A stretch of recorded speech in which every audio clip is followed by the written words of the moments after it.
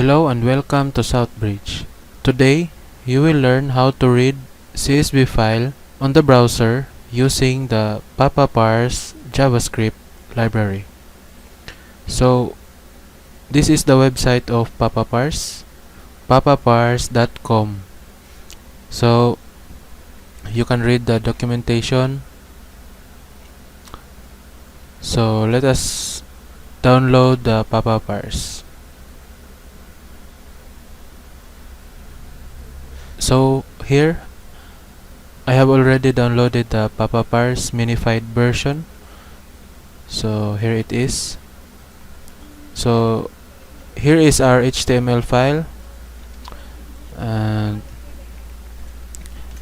I will put the title read CSV. Then let us reference the Papaparse library.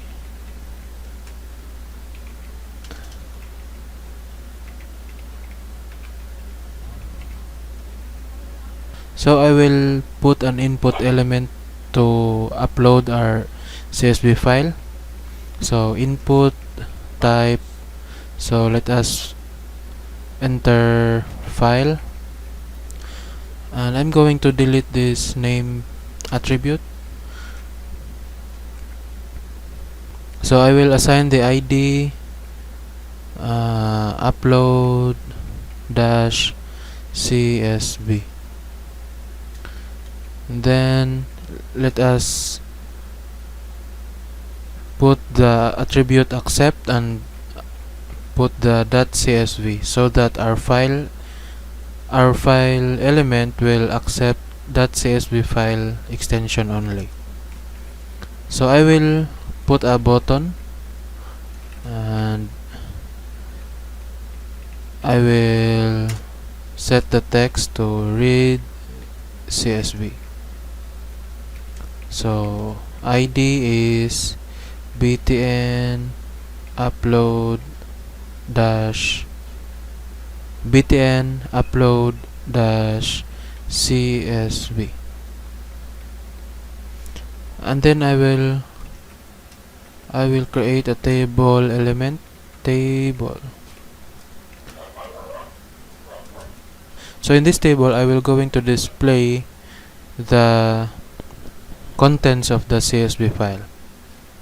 So let me name it tbl data.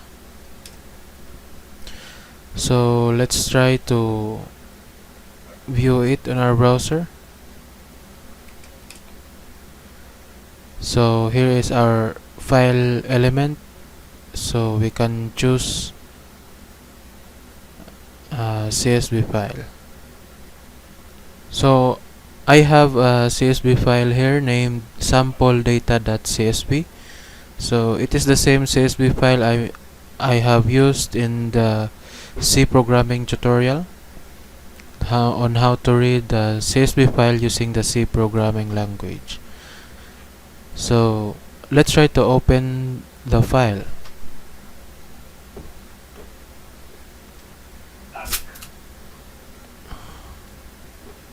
So here it is.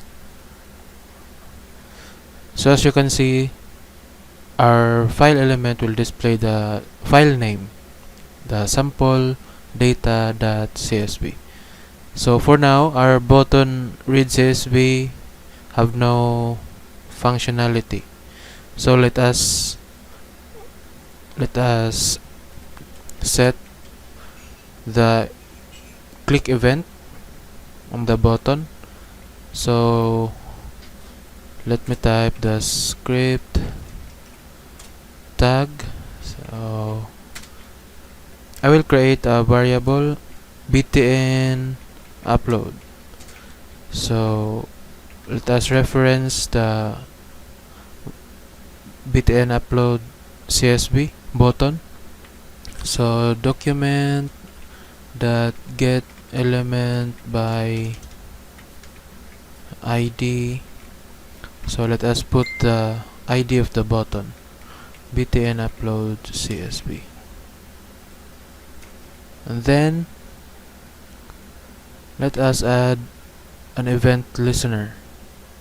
So add event listener.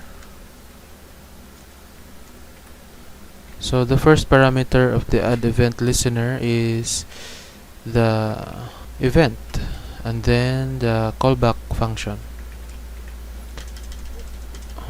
Okay.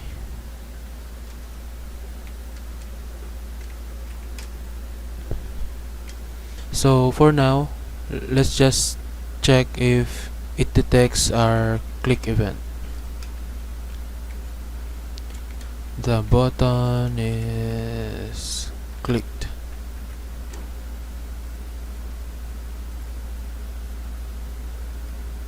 So let us open our console.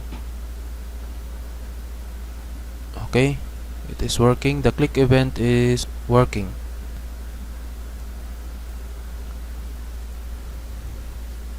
So next is I'm going to reference the Papaparse, so you can check the documentation on how to use the Papaparse library. So this papa.parse method, we will assign the file. So let us reference the file, get element by id. What is the id? Upload CSV. That files, then 0. So the next parameter is the options. So you can check in the documentation of Papaparse on the options. So here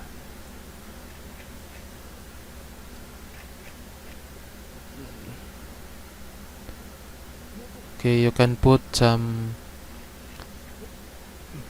properties.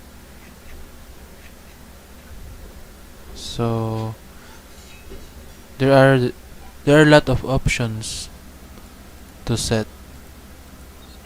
So I'm going to put the download option.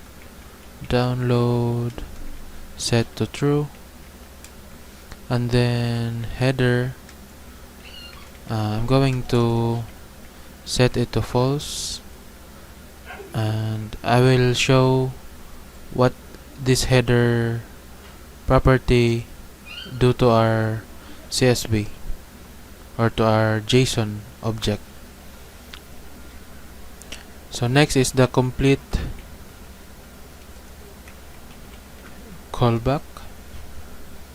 So let us assign a variable.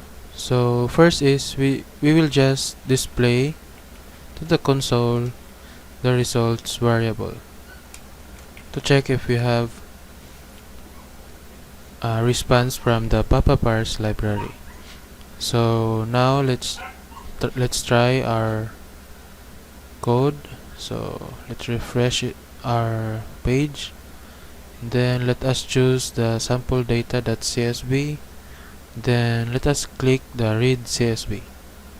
So as you can see, we have an object here. So the data property has an array. So the first array is the headers.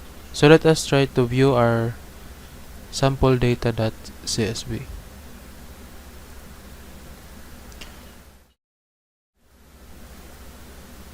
So the Papaparse library sent us the contents of the CSV file.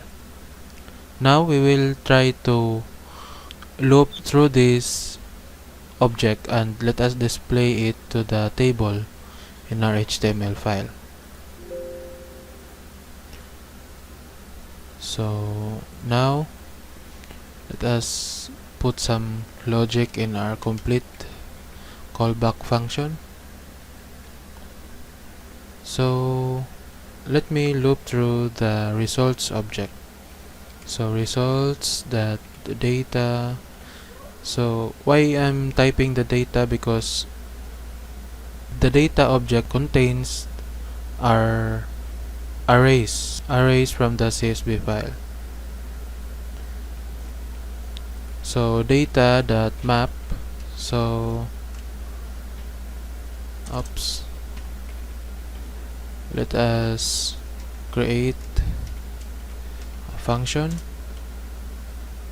Let's put a parameter data. So this data parameter is, if you can see it as a table, so our map function or our data parameter is the row of that array. So let us display the data. Let's see if we get the same object.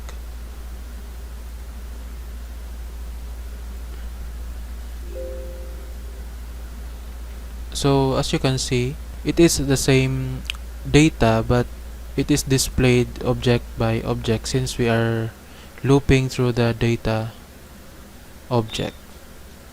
So now we can customize and create the table head and the table row of our HTML table element. So let me create some function. So function generate table head. So let me assign the parameters, the table element and the object.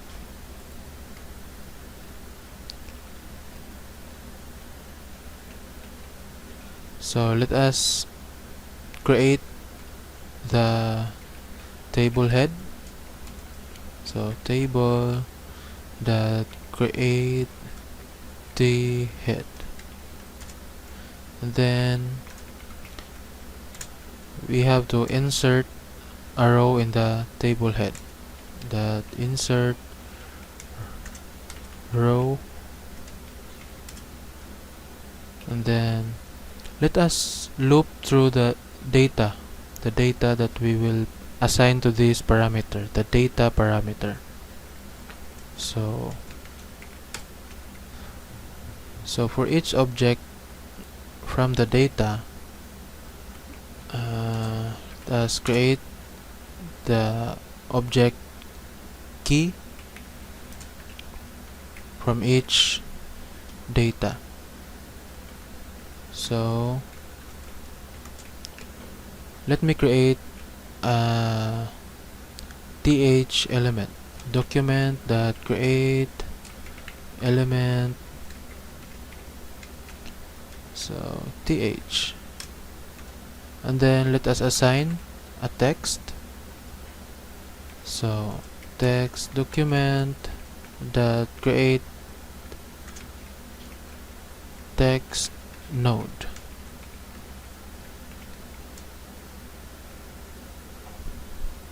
So as you can see, I am assigning this key variable to the create text node function. And then let us append the text to the table header. Append child.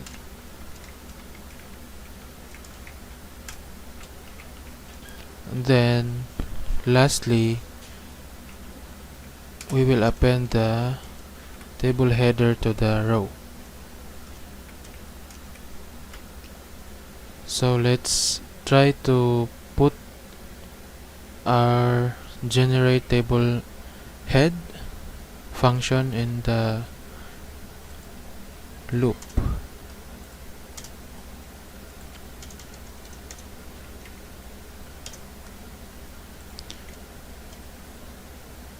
Let us reference the table element in our HTML file.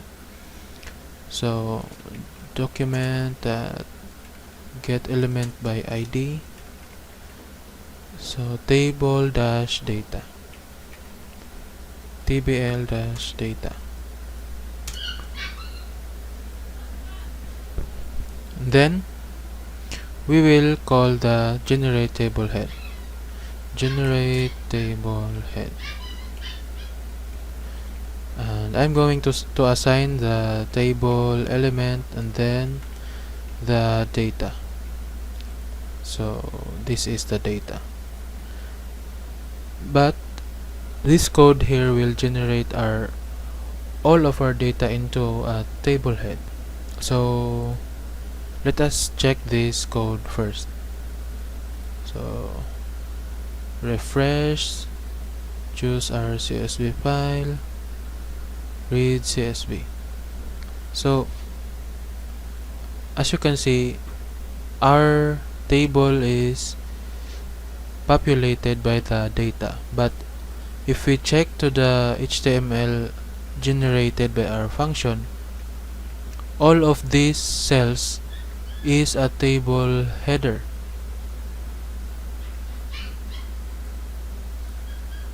So this data here is a header, so we don't want to do this. We want to make it as a table row.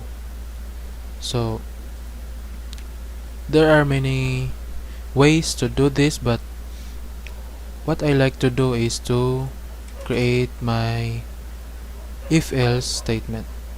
So if I is equals to 0, so what is I? I is let's create the variable I and let us assign the value of 0. So if I is equal to 0, it means the data object is accessed for the first time, or let us say the first loop. We want to create this table header.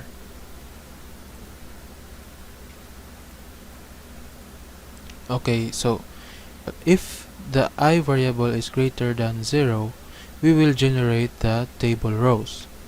So else, let's create our generate table rows function. Function generate table rows.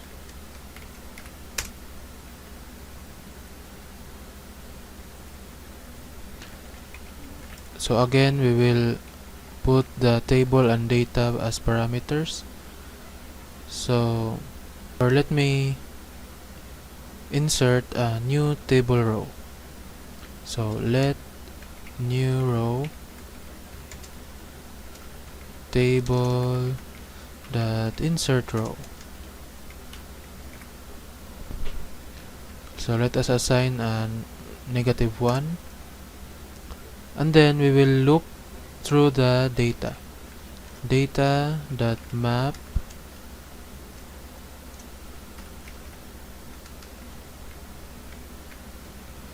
oops. Okay, let me create an arrow function. Row and then index. So I'm going to insert a new cell. So let's create a variable new cell and then new row dot insert cell. So let's create the text of that cell. So new text, document that create text node, and then let's assign the row. So the row here is the row, our parameter or our callback parameter. And then let's append the text into our new cell. New cell that append child new text. Okay, So let us try to reference our HTML table again, and then let us call our generate table rows function, then assign the parameters. Okay, so let us try to check or see if our code works. Refresh, and then oops, syntax error on line 51. Where is line 51?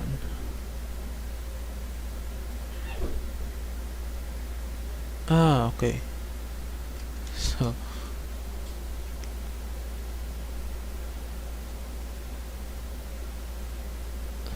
So the error is gone. So let's select our sample data.csv and click our read CSV button.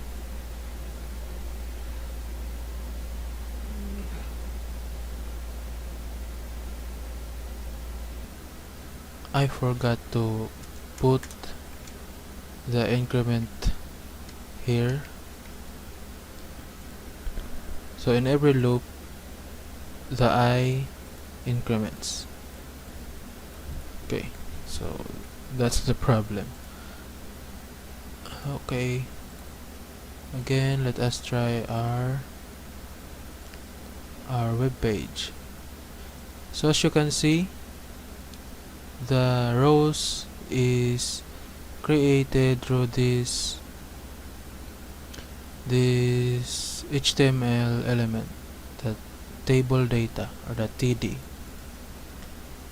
So only the first row is created using the TH or the table header element. That's how we can read our CSV file from the browser using the Papaparse library. So you can try to customize this code, and also I would like to show you if we assign this header to true. So let us comment this out. Okay, so for now we are going to display the results into the console. So let us try to see what's the difference between the header is set to false or to true.